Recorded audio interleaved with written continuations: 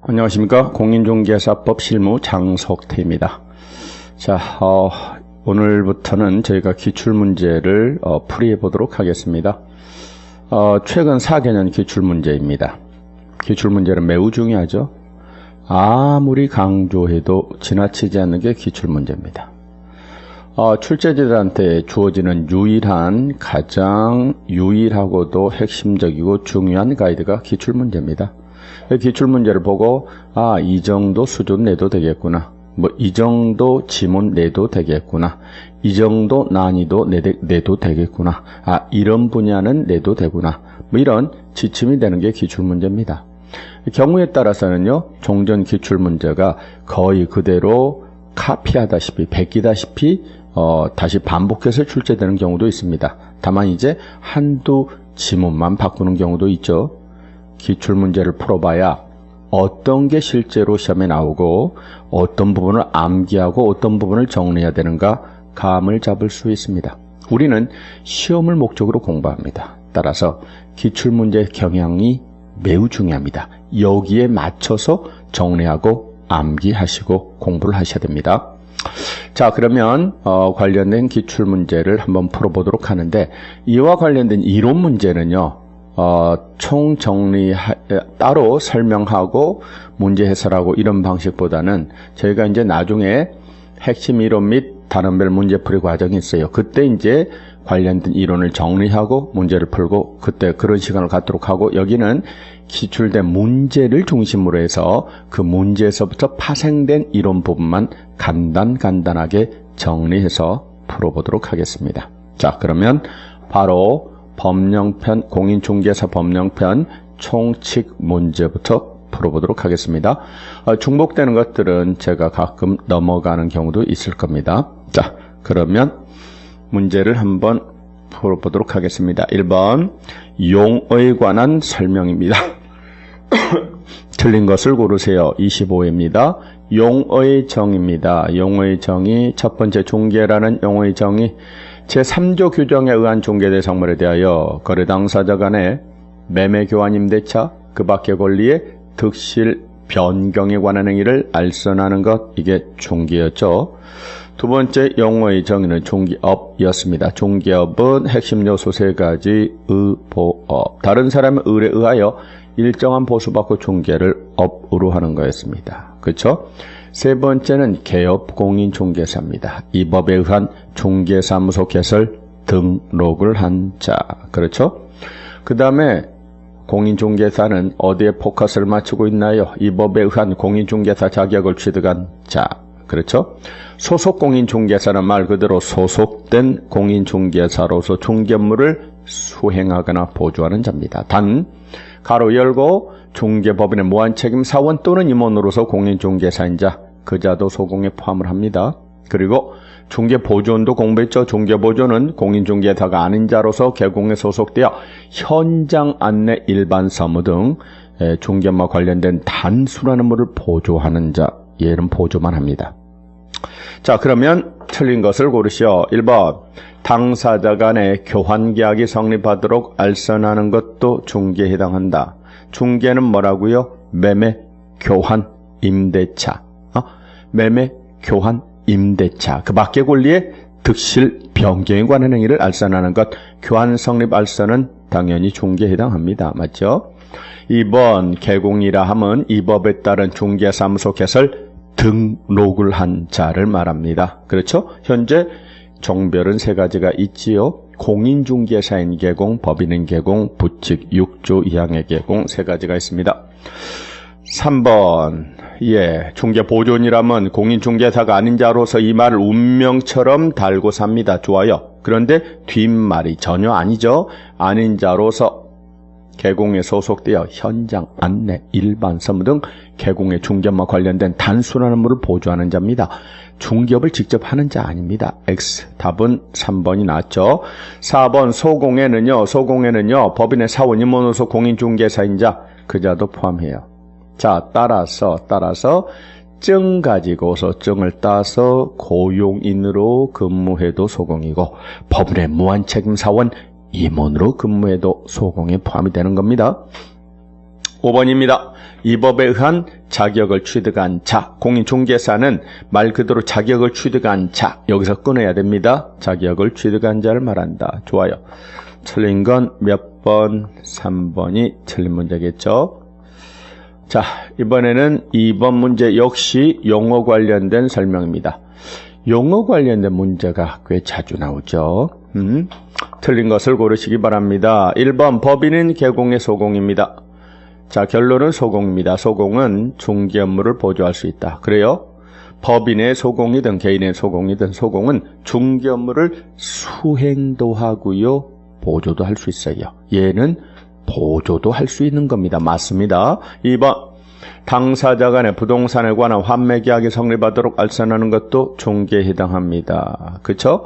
중개는 매매, 교환, 임대차, 매매, 교환, 임대차 알선뿐만 아니라 그 밖의 권리의 득실, 변경에 관한 행위를 알선하는 것도 중개에 해당합니다. 당사자 간의 환매계약이 체결되도록 알선하는 것도 중개에 해당합니다. 좋아요.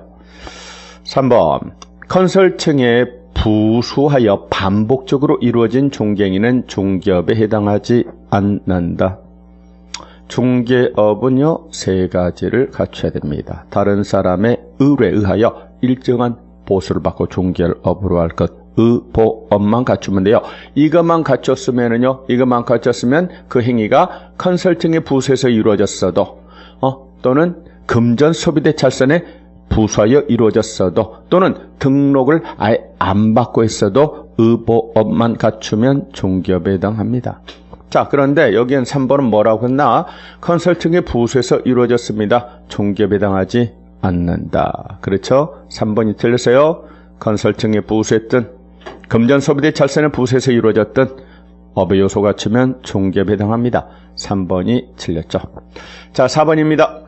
자격 취득 후 등록을 하지 않았습니다. 이 양반은 증만 땄어요. 그냥 시험 봐서 증만 땄어. 증만 가지고 있어요. 그냥 공인중개사 상태에 있습니다. 따로 등록을 따로 하지 않았어요. 등록을 하지 아니한 자는 개공이라고 하지 않습니다. 개공 아니다. 맞죠? 그냥 증만 딴 상태일 뿐입니다. 5번 보조원이 개공을 대신하여 특정 중개 업무를 수행하였습니다. 그러더라도 계약서에다가 보조원을 당연한 이야기입니다. 계약서에다가 보조원을 개공으로 기재하시면 안 되죠. 당연한 이야기입니다. 틀린 것은 몇 번? 3번이 되겠죠. 다음으로 넘어가 보도록 하겠습니다. 3번. 자, 용어의 정의 중에서 제일 많이 물어보는 것 중에 하나가 바로 중개업에 관한 겁니다. 중개업은 요소가 세 가지입니다. 뭐요? 의보업. 다른 사람의 의뢰에 의하여 일정한 보수받고 중개를 업으로 합니다. 이때 업이라는 말을 하려면 보통 세 가지 조건을 갖추셔야 돼요. 업이 되려면 영리를 목적으로 하셔야 돼요. 불특정 다수를 대상으로 하셔야 되고 계속성, 반복성이 있어야 돼요. 돈 받았어도요, 어쩌다 한번, 우연히 한번 했어요. 계속성, 반복성이 없으면 업이라고 하지 않습니다. 자, 1번. 반복성, 계속성, 영업성 없이 우연한 기회, 타인 간의 임야매매 중개하고 돈 받았습니다. 중개업에 해당한다, 해당하지 않는다? 해당하지 않지요. 계속성, 반복성이 있어야만 하는 겁니다. 자, 따라서 X. 2번. 등록을 하지 아니한 자가 일정한 보수받고 중개를 업으로 했습니다. 중개업에 해당하지 않는다. 중개업은요, 세 가지만 갖추면 된다니까요. 보수받고 중개를 업으로 했으면 중개업에 해당합니다. 등록은 요소다. 요소가 아니다. 등록을 안 받았어도 의보업 하면 중개업에 해당합니다. 그렇습니다. 2번도 X. 3번. 아까 나온 질문의 반복입니다. 컨설팅에 부수하여 업으로 했다. 중개업에 해당하지 않는다. 역시 X죠. 컨설팅의 부수에서 이루어졌어도, 금전 소비대 찰선의 부수에서 이루어졌어도 중개업에 해당합니다. 4번입니다. 보수받고 오로지 토지만 중개를 업으로 했습니다. 자, 업은요, 세 가지만 갖추면 된다니까요. 오로지 토지만, 난 딴 거 안 해. 토지만 전문으로 할 거야. 특정 분야만을 대상으로 했어요. 특정 물건만 대상으로 한 게 아니라 특정 분야만을 대상으로 했습니다. 특정 토지만, 오로지 토지만 중개를 업으로 했어요. 특정 분야만 대상으로 했어도 업의 요소 갖췄으면 당연히 중개업에 해당하죠. 옳은 것은 4번. 5번. 타인의 의뢰에 의하여 일정한 보수받고 부동산 저당권 설정행위 알선 어부를 했습니다. 타인의 의뢰가 있었고 보수를 받았고 저당권 중개 대상 걸린 저당권 설정행위 알선을 어부를 하셨어요. 의보업을 했으면 중개업에 해당합니다. 그 행위의 알선이 금전 소비대체 알선에 부수하여 이루어졌다여 달리 볼 것이 아닙니다. 중개업 아니다 이다. 중개업이다. 중개업에 해당하는 겁니다. 그렇습니다. 자, 따라서 얘도 X. 그래서 옳은 설명은 몇 번인가요? 4번이 옳은 설명이 될 겁니다. 그렇습니다. 한 문제 더 해봅시다. 용어와 관련된 설명입니다. 옳은 것을 고르시기 바랍니다. 1번. 첫 번이 1번. 법정지상권 양도행위 알선은 중개에 해당합니다. 1번이 답이죠. 법정지상권은요, 중개대상 권리예요. 성립한 법정지상권, 중개대상 권리가 되고, 따라서 그 중개대상 권리 이전을 알선했다. 중개에 해당합니다. 그렇습니다. 1번 바로 답이 나왔습니다. 자, 그러면 반복합니다. 봅시다. 반복 계속 영업성 없이 단 1회, 단 한 번 건물 매매 중개하고 보수받았습니다. 한 번은 업으로 보지 않습니다. 계속성, 반복성이 없지요. X. 2번. 공인중개사람은 이 법에 의하여 공인중개사 자격을 취득한 자입니다. 외국법에 따라 자격을 취득한 자는 공인중개사로 보지 않습니다. X. 3번. 소공이라 함은 법인인 계공에 소속된 공인중개사만을 말한다. 아닙니다. 법인인 계공은 물론 개인인 계공에 소속된 공인중개사도 소공에 들어갑니다. X. 보조원이란 공인중개사가 아닌 자로서 계공에 소속되어 현장 안내 그리고 확인설명 의무를 부담하는 자를 말한다. 잘 나가다가 슬쩍 빠졌습니다. 현장 안내, 일반 사무 등 계공의 중개업과 관련된 단순한 의무를 보조하는 자 이렇게 나와야 돼요. 그런데 확인설명 의무를 부담하는 자, 거래계약서 작성 의무를 부담하는 자를 말한다. 이런 식으로 말하면 안 되죠. 그렇습니다. X. 그래서 용어의 설명 옳은 것은 몇 번? 1번이 되겠죠. 자, 그러면 이번에는 5번으로 갑니다. 5번은 이제 무슨 문제인가 살펴볼까요? 중개대상에 관한 문제입니다. 중개대상물은 아시는 것처럼 몇 가지가 있다. 중개대상물은 몇 가지? 5가지. 토, 건, 입, 공, 광 5가지가 있죠. 토지. 건축물 그 밖에 토지, 정착물, 임목, 공장재단, 광업재단 5가지가 있습니다. 자, 그러면 바로 이제 가면서 하나씩 공부해 보도록 하겠습니다. 틀린 것을 고르시오. 이렇게 물어봤네요. 1번, 중개대상물인 건축물에는요, 기존의 건축물뿐만 아니라 장차 건축된 특정의 건물도 포함될 수 있다. 그렇습니다. 건물의 범위를 좁게 보지 않아요. 넓게 봐요. 장래 건축 예정인 건물도 중개대상물은 건물이 됩니다. 대표적으로 뭐죠? 분양계약이 체결되고 동호수가 특정된 아파트 분양권은 건물이요. 중개대상물이 될 수 있습니다. 그러나 이것과 비교되는 게 있죠. 바로 즉 쉽지 수 있는 권리가 아니고 나중에 신청을 해서 당첨이 되면 그때 가서 분양 예정자로 선정될 수 있는 우선적 지위를 가리킨 데 불과한 입주권. 이거는 건물이다 아니다. 이거는 건물이 아니다 라고 했어요. 그렇죠? 또한 건물에는요 별말이 없어요. 따라서 미등기 건물도 무허가 건물도 중개대상물이 됩니다. 건물의 일부분도 중개대상물이 됩니다. 장차 건축될 건물도 포함될 수 있습니다. 좋아요. 2번. 공용 폐지가 되지 아니한 행정재산인 토지입니다. 중개대상물에 해당하지 않습니다. 그렇죠? 토, 건, 입, 공, 광에 해당하기만 하면 무조건 중개대상물이 되는 게 아닙니다.